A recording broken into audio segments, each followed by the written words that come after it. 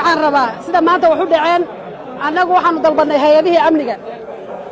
wasiirramaannaan dalban hay-adihii ammaanka waddankan aan dalbannay oo ugu horrayso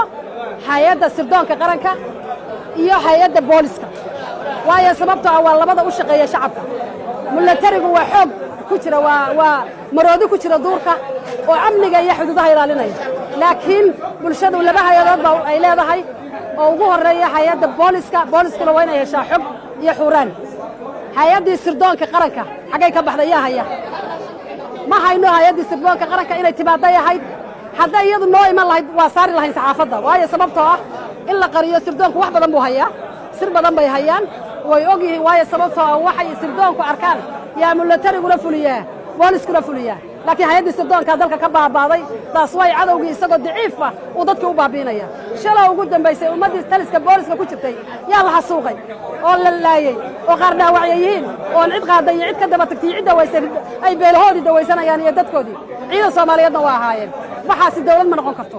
mana hay-adahaasina mana sii shaqayn karaanba qodobka labaad guddoonkii baarlamaanka hadduu 114 cod haystay muxuu baarlamaanka u xidhay ma hogaami karo baarlamaanka isaguna waayo sababtaa waxaanu ka inuu yahay guddoon jilicsan